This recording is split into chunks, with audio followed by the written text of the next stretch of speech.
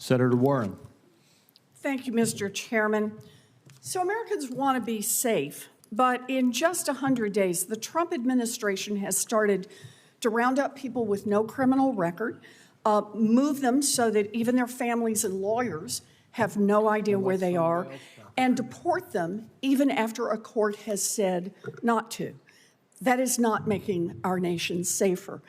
Now, Mr. Scott, if confirmed as Custom and Border Protection Commissioner, you will decide whether to continue or to reverse these very troubling trends. So I want to understand what policies you would follow. Last month, ICE transported Kilmar Abrego Garcia and more than 100 others to El Salvador after a court ordered they not be removed. Concerns also have been raised about whether CBP is deporting people in violation of court orders.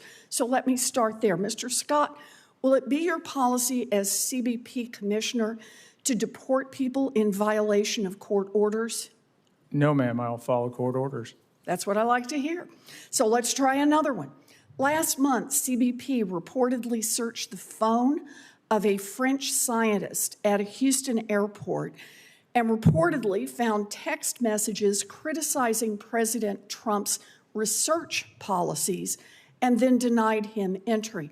Mr. Scott, will it be your policy as CBP Commissioner to deny entry to travelers because they criticize Donald Trump? In my experience, that doesn't happen. In my experience, there's always That's not more. my question. My question is, will it be your policy that if someone criticizes Donald Trump, that they will be denied entry to the United States of America? No, I do not believe that happened today either. All right, but you will make sure that is not the policy that CBP follows. Is that right? If confirmed, that's correct. All right, let's do one more. Lawyers and loved ones are finding CBP to be a black box that detains people and refuses to tell anyone where they are for hours, sometimes for days. For example, 2 U.S. citizen children and their immigrant mother were detained by CBP for 3 days without being able to communicate with legal counsel or anyone in their family. They reported feeling, quote, kidnapped. Mr. Scott, you said you care about transparency. Will it be your policy for CBP agents to detain a family and prevent them from speaking with counsel or their families for days? That is not the policy of CBP, and if confirmed, that would not be my policy. All right. And will you commit to letting the public know within hours, not days, when someone is in CBP custody and where they are located, the same way that ICE does? I've learned to not overcommit to something that I can't follow through on. I commit to transparency and sharing that information consistent with law and policy as quickly as possible. But CBP is slightly different. It's an interdiction. There's a processing. We don't have detention facilities, so a lot of times they're taken somewhere else. There are time delays, and the generality of within hours, as soon as possible, I will commit to, but I can't commit to a specific timeline because it changes in different parts of the country depending on where the individual is encountered. So are you telling me that literally it can be days before CBP understands that they've got someone and to let that person be able to call a family member so they're not frantically wondering what happened to them?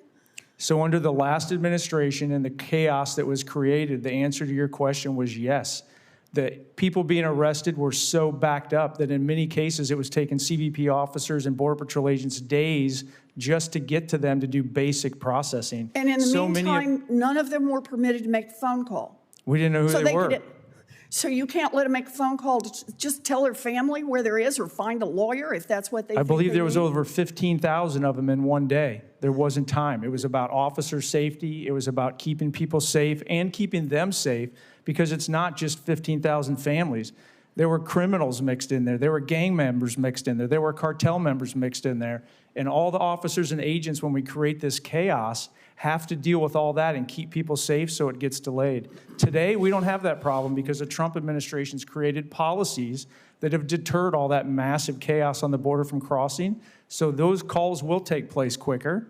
because we actually have time to So get if that. the Trump administration has ended all the chaos, The Trump then administration is dramatic.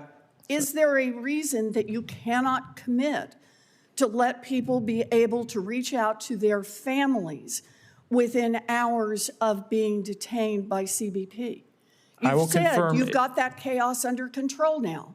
I will confirm that if confirmed as commissioner, my commitment to you is we'll let them make that call as quickly as reasonably possible with the other factors that I just outlined for you.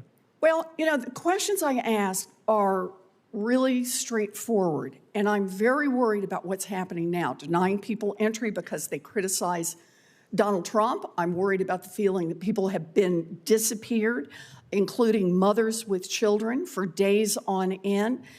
And I'm concerned that while I appreciate that you are making commitments to do your best here, that we really are going to need continued oversight to make sure that this happens.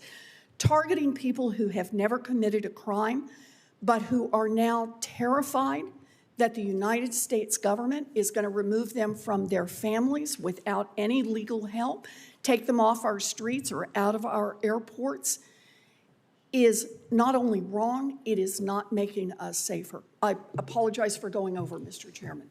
Thank you.